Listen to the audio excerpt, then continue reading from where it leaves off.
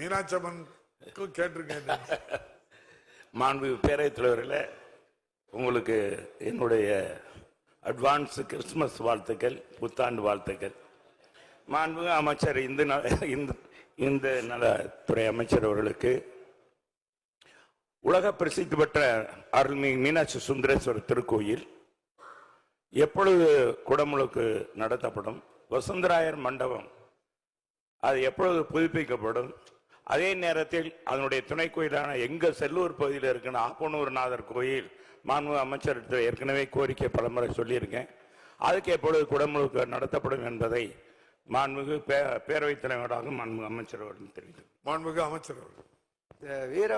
மாண்புமிகு பேரவைத் தலைவர் அவர்களே, வீர வசந்தராயர் திருக்கோயிலில் 2018ஆம் ஆண்டு ஏற்பட்ட ஒரு தீ விபத்திற்கு பிறகு அப்பொழுதிருந்த அந்த அரசால் நியமிக்கப்பட்ட ஒரு குழு அந்த 3 ஆண்டுகளில் சில பணிகளை மேற்கொண்டிருந்தாலும் அந்த வீரவசந்தராயர் மண்டபத்திற்கு தேவையான கர்த்தூன்கள் என்பது கிட்டத்தட்ட ஒரு 25 அடி நீளம் கொண்ட கர்த்தூன்கள் தேவைப்படுகின்றது.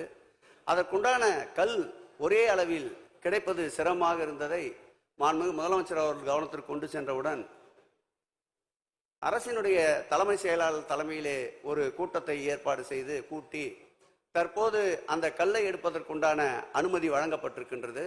அதற்கு ஏற்கனவே 19 கோடி ரூபாய் அளவில் டெண்டரும் கோரப்பட்டு அந்த டெண்டர் பணிகளும் நடந்து வருகின்றது.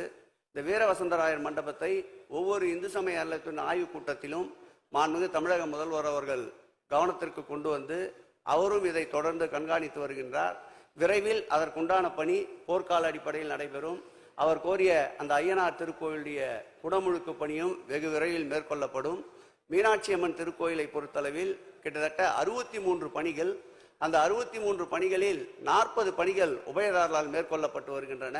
மீதம் இருக்கின்ற 23 பணிகளையும் முடித்து அடுத்த ஆண்டு டிசம்பர் மாதத்திற்குள் நிச்சயமாக குடமுழுக்கு அனைவரும் மகிழ்ச்சியுறுகின்ற வகையில் நடத்தி தரப்படும் என்பதை பேரவைத் தலைவர் வாயிலாக எங்களுடைய பக்தன் செல்லூர் ராஜு அவர்களுக்கு தெரிவித்துக் கொள்கிறேன்.